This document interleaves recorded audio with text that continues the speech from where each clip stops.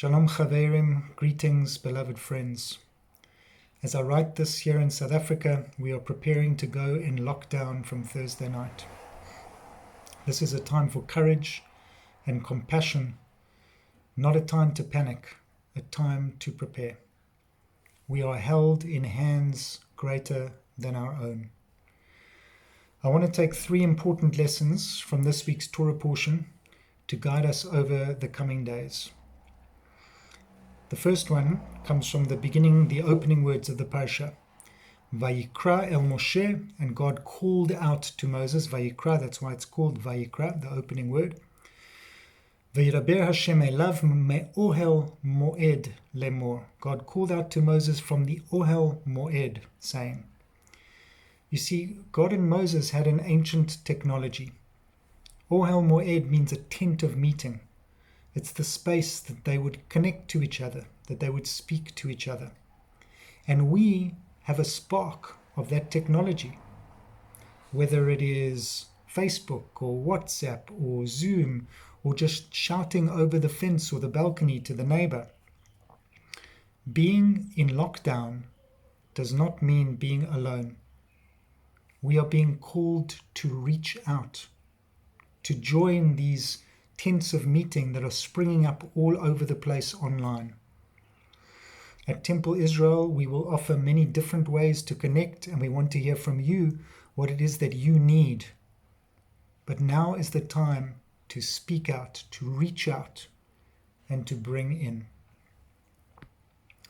Number 2.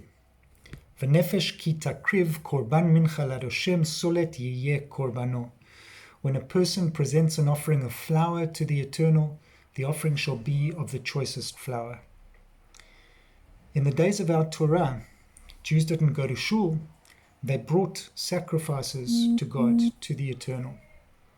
And right now, the world has been asked to give a sacrifice, to sacrifice our freedom of movement, the ability to visit the people that we love, even just the comfort of physical touch. These are huge sacrifices. So why do we give them? For the sake of life and health, the greatest gifts that we have. When our ancestors gave sacrifices, they were told to give of their best. And let us use this time to give of our best. Whether we connect physically at home or online, what's important now is to know that the world is more connected than ever before. Now you can give your energy, your creativity, your positivity to build a better world that we can all emerge into. Number 3. Onefesh asher tiga b'chol davar tameh. Or when a person touches any unclean thing. In the days of the Torah, of the Mishkan, the sanctuary, there was nothing in between. You were either tahor, you were able to enter, or you were tameh, you were forbidden from entering. Nothing in between. If you were tameh, the latter, there was a period of separation, quarantine, that you needed to go through before you could re-enter the community and the divine space.